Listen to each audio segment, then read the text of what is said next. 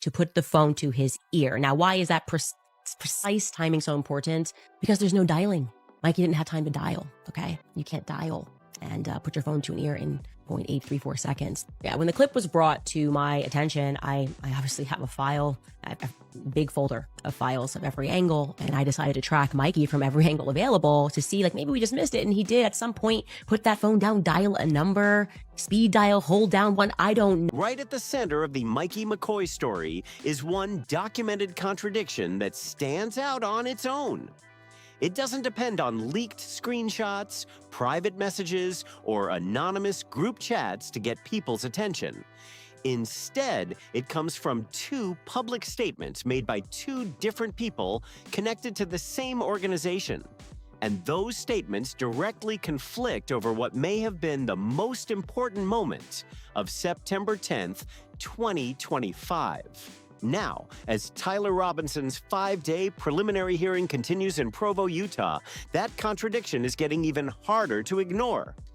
Quite strange. He puts his phone to his ear and he begins a conversation. So we're going to watch that clip in its entirety. Mark is going to bring it in. That it is exactly 834 milliseconds from the time that you hear the shots. That is how long it takes. The courtroom is creating its own official record of what happened that day, and many people are now comparing that documented testimony with the public statements made in the months leading up to the hearing, raising even more questions about how those accounts match up. Let's start at the beginning and lay out the full timeline, because this part of the story has more documented facts, verified details, and clearly recorded events than almost any other topic connected to the Erika Kirk saga. Looking at everything in order makes it easier to understand how the different pieces fit together. Died, Micky McCoy and his wife Eliza, for the very first time. Now, this is according to Eliza McCoy. She shared that it was the first time ever that they went on vacation. Second paragraph begins, "We spent a few weeks together this summer, our first family trip together." Okay, getting real close there. And while they were on this very first On September 10th, 2025, the day Charlie Kirk was attacked at Utah Valley University, Micky McCoy, Charlie's 24-year-old chief of staff, was with him around 23:30 p.m. Video from several different angles shows McCoy staying close to Charlie throughout the morning. He can be seen at breakfast, in the hotel lobby, near the vehicle, and later at the event itself. That matches what most people would expect from a chief of staff at a major public appearance. Remaining nearby, paying attention, and helping manage the schedule and logistics. There is nothing unusual about that alone. The reason the clip spread across TikTok, X, Reddit, and YouTube was because many online viewers focused on what happened immediately after the attack. Some people who watched the footage said McCoy's reaction during those first moments appeared calmer than they expected, and those observations quickly became a major topic of public discussion online. Many people online pointed to what they believed they saw in the footage. They noted there was no obvious startled response, no visible rush toward Charlie, and no clear signs of panic that they personally expected from someone who had just witnessed a violent attack on a close professional colleague in front of a large crowd. Together for a couple of weeks vacation, something moved the McCoys to Instead, the video appears to show McCoy turning, walking away at a steady pace, and holding a phone to his ear. Those observations became a major point of debate across social media. Candace Owens later discussed that footage during her October 29, 2025 podcast episode titled, "Charlie's Angels or Demons Disturbing Footage Emerges." She also made an important distinction that is essential to understanding what she was saying. She stated on the record, "I certainly did not think that he was involved in pulling a trigger and unaliving Charlie Kirk." Her comments did not accuse McCoy of carrying out the attack. Instead, her focus was on different questions. She raised questions about what McCoy may have known, when he learned it, and who he was communicating with during those first minutes after the attack. According to her discussion, those questions became more detailed after phone call records became part of the broader public conversation. Here is the key contradiction at the center of this story, explained as clearly as possible, so there is no confusion between documented facts, public statements, and the questions people have raised. The focus is on two public accounts that appear to describe the same critical moment in different ways. Number one, Charlie's very last overseas trip to Korea. This was 4 days before he died. For whatever reason, Micky McCoy touring him on the road. And he says this is the first time he ever did it. Take a listen to Micky McCoy explain. During an interview with Jesse Waters on Fox News, Erika Kirk explained how she learned that Charlie had been attacked. She said her phone was on silent while she was at her mother's doctor's appointment. When she finally looked at her phone, she saw that Micky McCoy had been calling her. The part that drew the most attention was her description of the timing. She said he called her within seconds of the attack. That wording is very specific and has become a major point of discussion. If taken literally, that timeline would place McCoy's call in the first moments after the attack, before Charlie had been moved to a vehicle, before Brian Harpole reportedly applied gauze, before emergency responders had been contacted, and before people outside the immediate area were aware of what had happened. According to Erika Kirk's televised account, McCoy contacted her almost immediately after the incident, and many viewers interpreted that to mean it was among his first actions after the attack. That brings us to the other public statement at the center of this discussion. Andrew Colvett, Turning Point USA's executive producer and spokesperson, later released a video specifically addressing questions people were raising about McCoy's actions in the widely shared footage. His explanation is where many observers believe the timeline becomes more difficult to reconcile. According to Andrew Colvett's public explanation, Micky was not speaking on the phone at that moment. Colvett said Micky had raised his hands toward his ears because the attack was extremely loud. He described Micky as being shell-shocked and said the phone was simply in his hand, not that he was actively making a call. That account differs from another public statement and has become a major point of discussion online. Erika Kirk, in her televised interview, said Micky called her within seconds of the attack, a description that many people have compared with the footage showing him holding a phone near his ear. Colvett's explanation, by contrast, says he was not on a call at that time. I want you to feel hurt by all these horrible things. We know that you have a responsibility. You're a young man. And I just want you to take a deep breath, like I said, and you know what? Let them spin their conspiracy theories. You're a good kid. You had instructions to call Erika. Charlie had a team that jumped right in there. I know that team. And we just got to move on. We got to push them. Because those public accounts appear difficult to reconcile, some observers have questioned how both descriptions fit into the same timeline. As of now, no public explanation has fully addressed that difference. Some commentators have argued that phone records could help clarify the sequence of events. Call logs can show when calls were placed, who was contacted, and how long each call lasted. Candace Owens has also said on her podcast that phone records are an important source for establishing timelines, although any conclusions would ultimately depend on the complete evidence and official documentation. If Erika Kirk's Fox News interview is taken at face value, then Micky called her within seconds of the attack. If Andrew Colvett's public explanation is taken at face value, then Micky was not on a phone call during those first moments. Those two public accounts appear difficult to line up with each other, and many people have pointed out that call records could help clarify the timeline. As of now, those records have not been released publicly. Candace Owens has also discussed what she described as call log information that she said was provided to her by Turning Point USA. Based on that information, she presented a detailed timeline of events that has become part of the public discussion. According to that timeline, at 12:02 p.m., about 21 minutes before the attack, Micky's brother, Danny McCoy, who serves in the military, called him. At 12:23:30 p.m., Charlie was attacked. At 12:24 p.m., about 1 minute later, Micky reportedly called his wife, Elizabeth McCoy, and that call lasted roughly 10 minutes.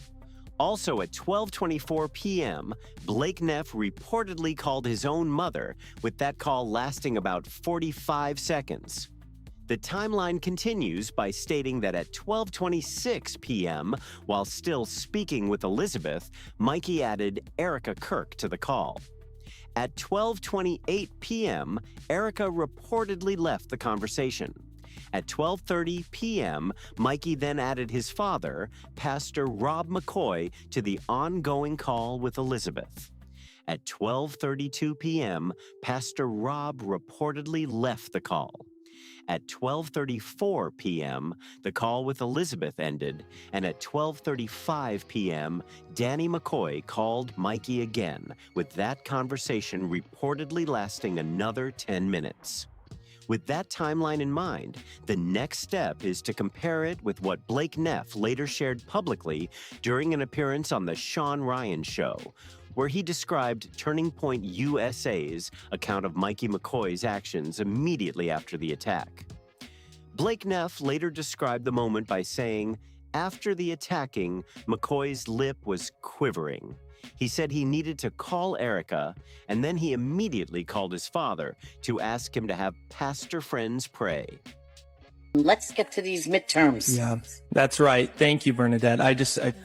It's crazy. It's just, I remember taking, the last picture I took of Charlie was at 12:23. I did, in fact, call Erika momentarily afterwards, but thank you, Bernadette. That's very encouraging to hear from you. You be encouraged, and you keep going, because we need you, and we need that team to take a deep breath and get your pants.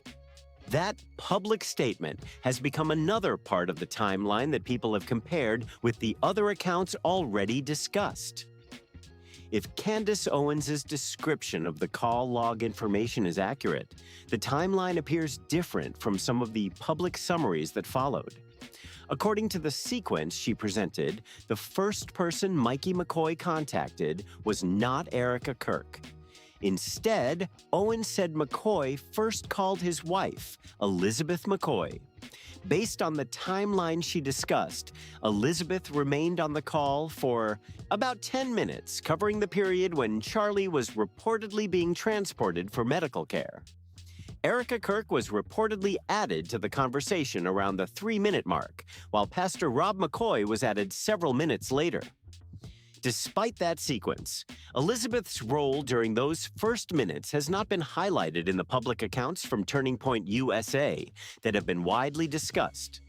Owens has publicly raised that point more than once. She asked, why was Elizabeth McCoy disappeared from all official accounts when she was the first person called and stayed on the phone throughout? That question reflects Owens' view of the timeline. As of now, there has not been a public response specifically addressing that question. Now, the story moves into the present because between July 6th and July 8th, 2026, Tyler Robinson's preliminary hearing has been taking place at the 4th District Court in Provo, Utah. The testimony and evidence presented during those first several days have added new, documented details to the public record about the events of September 10th, 2025, giving people even more information to compare with earlier public statements.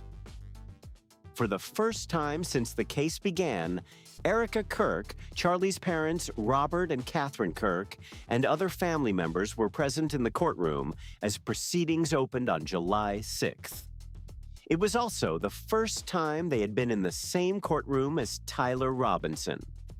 That morning, the family released a joint statement saying Charlie was a beloved husband, son, brother, friend, and father.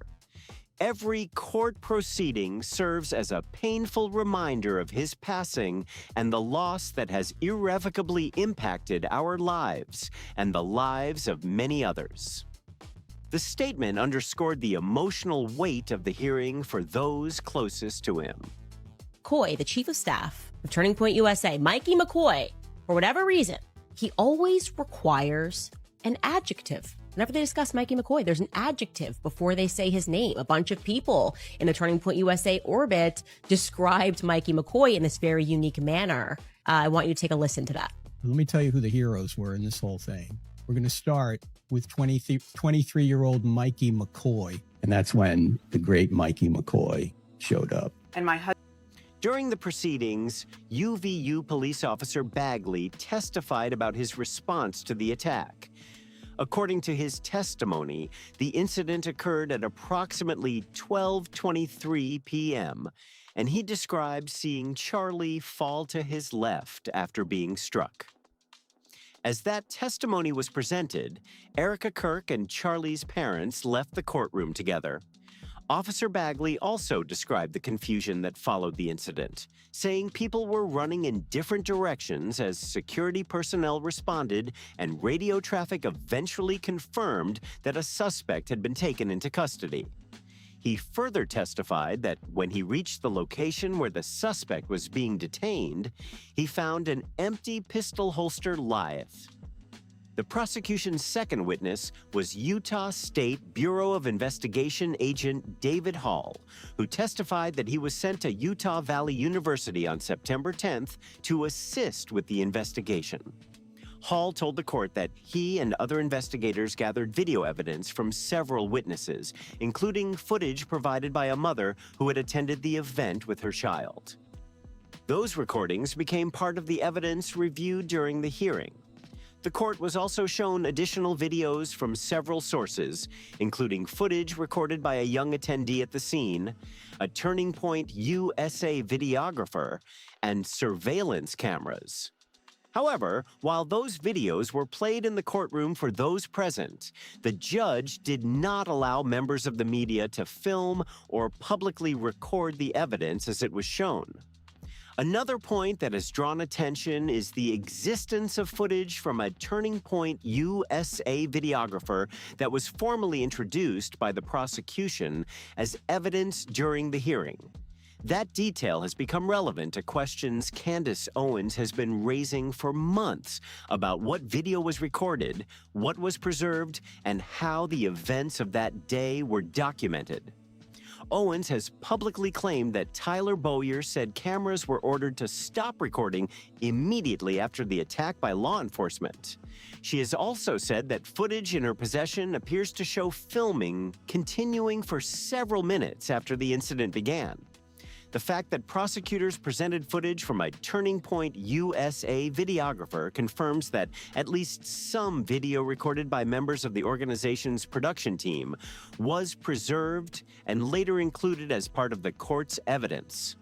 By itself, however, that does not establish the full timeline of all recording activity or resolve the broader questions that have been raised. Whether that Turning Point USA footage includes the specific 4-minute period Candace Owens has been asking about remains an open question. That is something the court record may clarify as the case continues and additional evidence is discussed. On the third day of the preliminary hearing, SBI agent Brian Davis testified about the arrest of Tyler Robinson. According to Davis, the day after the attack, he received a call from an SBI sergeant directing him to travel to St. George, where Robinson was voluntarily turning himself in. Davis testified that investigators seized Robinson's phone, collected a DNA cheek swab, fingerprints and handprints, and then transported him back to Utah County. Robinson was booked into jail at around 7 a.m. on September 12, 2025, according to the testimony presented in court. Day 3 also included important legal arguments over whether a recorded interview with Lance Twiggs, identified during the proceedings as Robinson's former roommate and romantic partner, could be admitted as evidence. The interview was conducted in April 2026. Prosecutors asked the court to admit the recording, while the defense argued that only a redacted version of the transcript should be considered.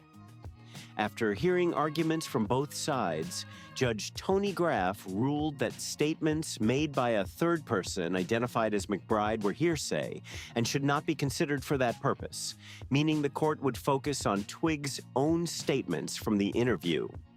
According to prosecutors, the evidence presented so far includes allegations that Tyler Robinson sent Lance Twiggs a text message saying he targeted Charlie Kirk because he had had enough of his hatred.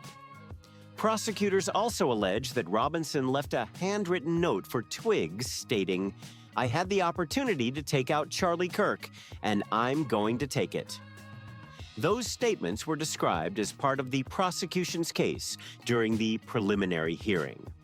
Prosecutors further testified that DNA they say is consistent with Robinson's was identified on the trigger of the rifle, a fired cartridge casing, 2 unfired cartridges, and a towel that was allegedly used to wrap the rifle. Combined with surveillance footage and witness testimony presented in court, those items form a significant part of the prosecution's evidence as the hearing continues. Based on the first 3 days of testimony, the prosecution has outlined a detailed evidentiary case in support of its request to move the matter toward trial. Robinson's attorneys have not publicly commented on his guilt or innocence during these proceedings. At the same time, the questions raised by people discussing Micky McCoy focus on separate issues about timelines and public statements, not on whether Robinson carried out the attack. The preliminary hearing is continuing as the court considers whether the prosecution has presented enough evidence to establish probable cause for a trial. The prosecution's case against Tyler Robinson and the public questions surrounding Micky McCoy are 2 separate issues moving on parallel tracks. The courtroom's role is to evaluate the evidence related to the criminal charges against Robinson, while the questions being discussed about McCoy concern the timeline of events and differences between various public statements. The people raising those questions are generally focusing on a much narrower issue than speculation about who carried out the attack. Their attention has been on whether the public timeline, phone activity, and official accounts are consistent with one another, and whether those differences have been fully explained. One question centers on 2 public statements that many people believe are difficult to reconcile.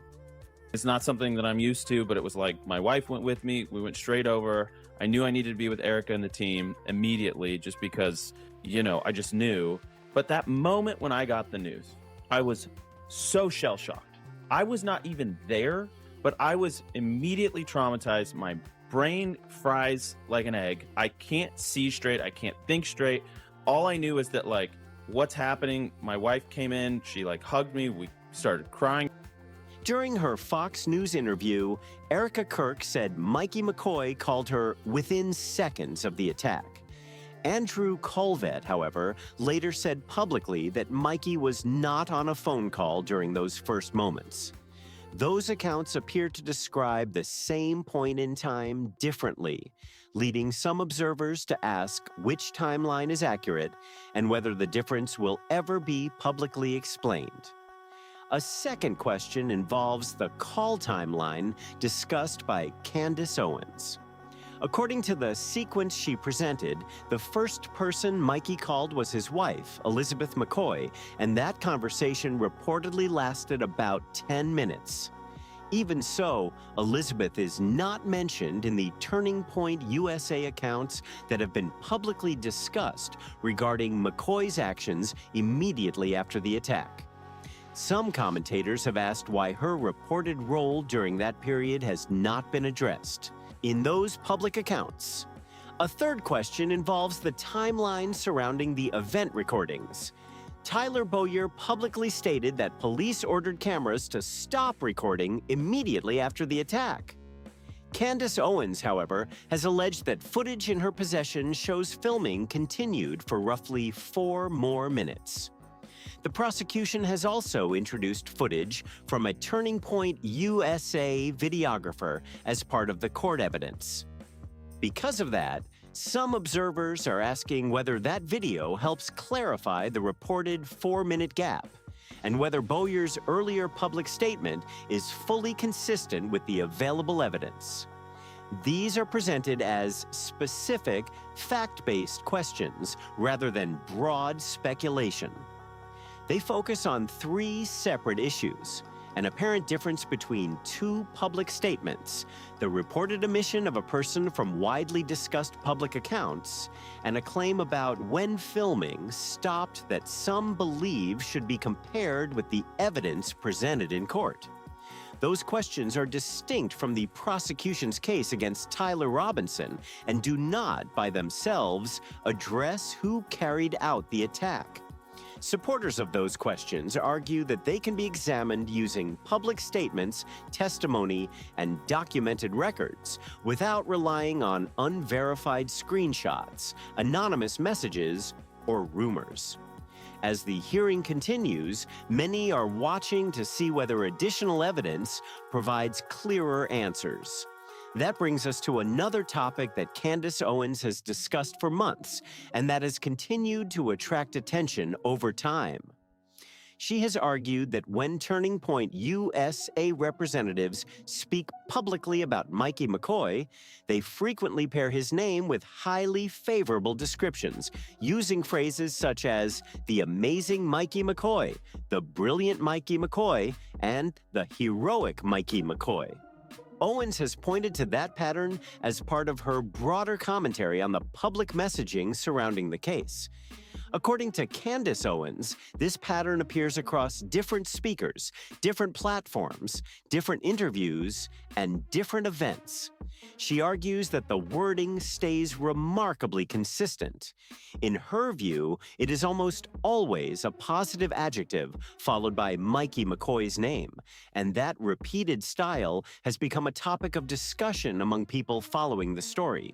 Staff, the amazing Micky McCoy. My friend Micky McCoy, the brilliant 24-year-old who at the time when Charlie was shot was 23 and was a hero that day.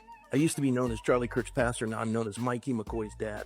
He clicked into gear eventually. He did. It was amazing. Micky was a heroic figure on that day. And this is actually, to your point, you saw Micky do heroic things that day. I saw Micky do heroic things. I was not on site, but I immediately flew to Utah. Owens then raised a question she believes deserves attention. She asked why this type of repeated description seems to be applied so consistently to Micky McCoy. She pointed out that Charlie Kirk is not routinely introduced as the amazing Charlie Kirk. Blake Neff is not consistently described as the brilliant Blake Neff, and Andrew Colvett is not regularly referred to as the heroic Andrew Colvett. According to Owens, the pattern appears to be much more closely associated with one individual than with others connected to the organization. Among some people following the case, one interpretation is that this repeated wording may reflect a deliberate communication style rather than something that developed naturally. Others may see it differently. Owens argues that when admiration is expressed organically, the language usually changes from one occasion to another instead of relying on the same descriptions over and over again. Owens argues that genuine admiration usually sounds different from one person to another. In her view, people naturally praise others in their own words, drawing from personal experiences and individual memories. She contends that when the same type of description is repeated by different speakers across different settings, it can appear less spontaneous and more like a coordinated communications message. She has also suggested that this repeated language may reflect an effort to influence how the public views Micky McCoy's actions after the attack. That is Owens's interpretation.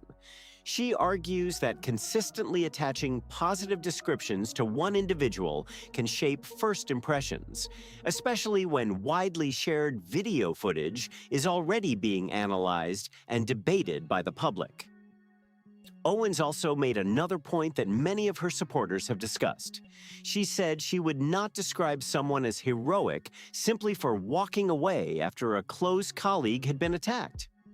In her opinion, heroism is demonstrated through direct action during a crisis. She pointed to Brian Harpole's reported efforts to provide emergency medical aid almost immediately after the attack, and to Frank Turek's reported attempts to perform CPR while Charlie was being transported for treatment as examples of the type of action she considers heroic. Owens contrasted those examples with video that some viewers have interpreted as showing McCoy walking away at a calm pace while holding a phone. That interpretation remains the subject of public debate, and people may reach different conclusions after viewing the footage.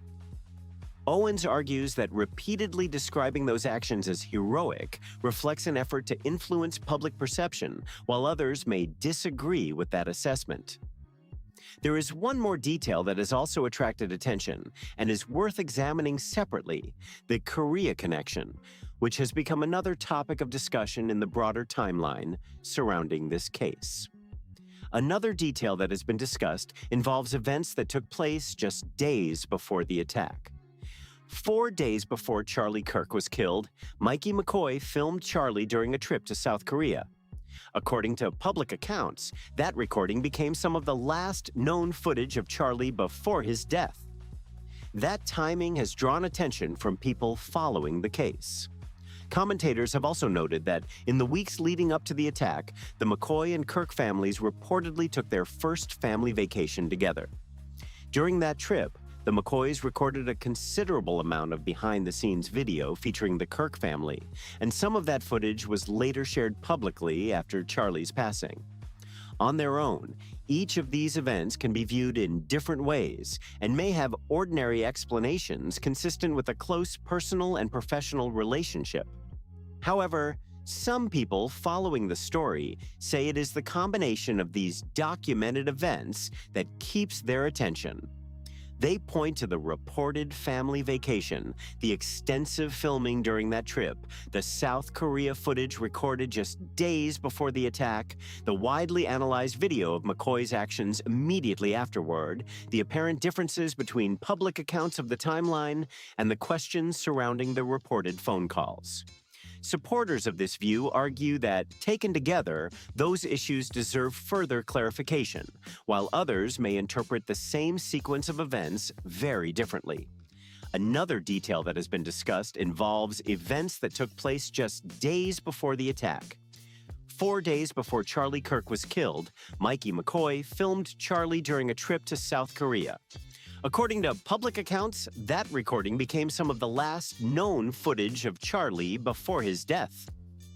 That timing has drawn attention from people following the case. Commentators have also noted that in the weeks leading up to the attack, the McCoy and Kirk families reportedly took their first family vacation together. During that trip, the McCoys recorded a considerable amount of behind-the-scenes video featuring the Kirk family, and some of that footage was later shared publicly after Charlie's passing. On their own, each of these events can be viewed in different ways and may have ordinary explanations consistent with a close personal and professional relationship. However, some people following the story say it is the combination of these documented events that keeps their attention.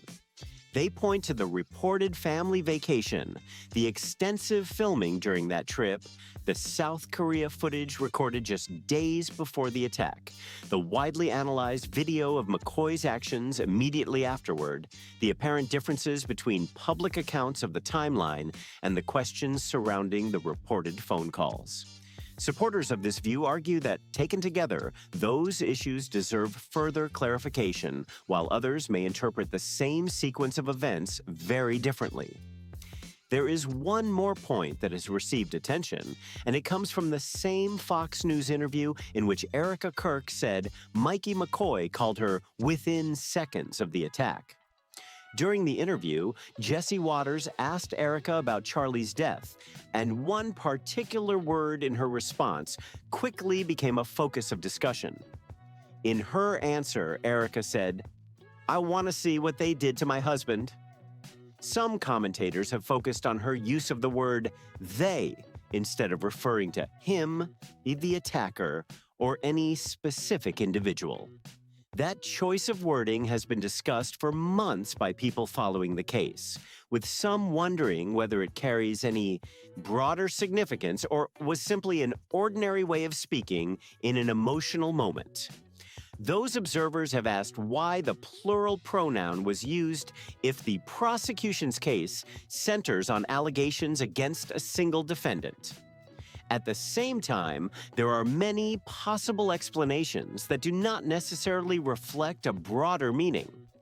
People often use plural language when referring to an event involving multiple individuals, law enforcement, or an entire situation, especially while describing a traumatic experience. Based on the public record alone, no firm conclusion can be drawn from that single word by itself. People often use imprecise pronouns when they are under intense emotional stress. The word they can be used casually to refer to a situation, a group of people, or everyone someone believes was involved, rather than pointing to one specific person. Erika Kirk's wording could simply reflect the emotion of a live television interview instead of a carefully chosen legal statement. What some commentators have pointed out, however, is that this particular wording has not been publicly clarified. According to those observers, no interviewer has since asked Erika what she meant by they, and no public statement from Erika or Turning Point USA has specifically addressed that part of the interview. As a result, that wording has remained part of the public record and continues to be discussed by people following the case. As for what the July preliminary hearing has added to that question, the answer is very little. Through the first 3 days of testimony, the courtroom has focused on the prosecution's evidence connecting Tyler Robinson to the alleged attack. That has included testimony about DNA evidence, the alleged confession note, the alleged text messages referenced by prosecutors, surveillance footage, and witness testimony. Based on the proceedings so far, the hearing has not directly addressed or interpreted Erika Kirk's use of the word they, leaving that particular point outside the scope of the evidence presented to the court. Those court proceedings have not examined whether anyone else may have been involved, because that is not the purpose of a preliminary hearing. Its role is to determine whether prosecutors have presented enough evidence to establish probable cause for the case to move forward to trial. It is not intended to resolve every possible question or address every alternative interpretation of events. As a result, several topics that have been debated publicly remain outside the scope of the hearing so far. Supporters of those discussions continue to point to the differences between public statements about the phone call timeline, the reported role of Elizabeth McCoy in the call sequence described by Candace Owens, questions about the timing of camera recordings, and the fact that Micky McCoy's call logs have not been released publicly. Those issues have not been resolved during the testimony presented through this stage of the proceedings. Judge Tony Graff has stated that after the preliminary hearing concludes, he will review the evidence carefully while ensuring the constitutional rights of everyone involved are protected. The hearing is scheduled to continue through July 10th, with additional proceedings expected before the court decides whether the case will move forward. Whatever Judge Tony Graff ultimately decides, whether Tyler Robinson is ordered to stand trial or whether the capital prosecution moves forward, that ruling will be based on the evidence presented to the court regarding the charges against Robinson as an individual. That is the legal question the preliminary hearing is meant to address, and the court's decision will reflect the evidentiary record presented during those proceedings. At the same time, the hearing is not expected to resolve every question that has been raised in public discussions. It is not designed to determine the meaning of Erika Kirk's within seconds comment. Reconcile it with Andrew Colvet's statement that Micky McCoy was not on a call. Explain the role Elizabeth McCoy reportedly played in the call timeline discussed by Candace Owens, or interpret Erika Kirk's use of the word they. Those issues have largely been discussed outside the courtroom rather than litigated within it. For that reason, Candace Owens has continued to focus on those topics in her public commentary over the past several months, and many people following the story across YouTube, TikTok, X, Reddit, and other platforms continue to debate them. Whether or not the preliminary hearing results in a probable cause finding, those public discussions are likely to continue because they involve questions that fall outside the specific legal purpose of the hearing. Supporters of Owens's position argue that the discussion ultimately comes back to 2 points: the apparent differences between certain public statements and the phone records that they believe could help clarify the timeline. Others may disagree with that view or interpret the available information differently. As of now, the issues remain the subject of ongoing public debate, and no publicly released call logs have resolved those questions. According to Candace Owens, several questions remain unresolved in the public discussion. She has argued that until Elizabeth McCoy's reported role in the call timeline is publicly addressed, that part of the sequence remains incomplete. She has also pointed to Erika Kirk's use of the word they during her Fox News interview, noting that the wording has not been publicly clarified and continues to be discussed by people following the case. Owens has summarized her position with a simple statement. In her view, she would not describe someone as heroic for walking away after a close colleague had been attacked. That opinion reflects her interpretation of the publicly available footage and the events that followed, while others may reach different conclusions based on the same material. Owens has also argued that the apparent differences between Erika Kirk's televised account and Andrew Colvet's public explanation deserve further clarification. She believes the repeated praise directed toward Micky McCoy reflects a coordinated communication strategy, while others may see it as genuine admiration or support. That disagreement remains part of the broader public debate surrounding the case. For now, the story continues on 2 separate tracks.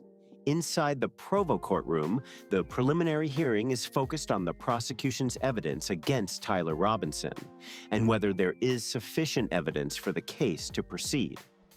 Outside the courtroom, public discussion continues about the timeline immediately following the attack, the differing public statements, and other questions that have not been directly addressed during the legal proceedings. Those issues remain the subject of ongoing debate as the case moves forward. As this case moves forward, more evidence will likely become part of the public record, and some of these questions may eventually be answered. Others may remain the subject of public debate. What is clear is that the courtroom is focused on deciding whether the prosecution has presented enough evidence for the criminal case to proceed. At the same time, many people continue to compare the public statements, timelines, and documented records that exist outside the courtroom. Whether those remaining questions are eventually clarified through additional public statements, future court proceedings, or newly released records is something only time will answer. Until then, the discussion is likely to continue as people examine the evidence, compare the timelines, and look for explanations that are supported by verifiable information rather than rumors or speculation. What do you think? Do the public statements discussed throughout this video fit together, or do you believe some of them deserve further clarification? Share your thoughts in the comments below. I'd really like to hear your perspective. If you found this breakdown informative, don't forget to like the video, subscribe to the channel, and share it with anyone who wants to follow this case through documented evidence and public records. Thanks for watching, and I'll see you in the next one.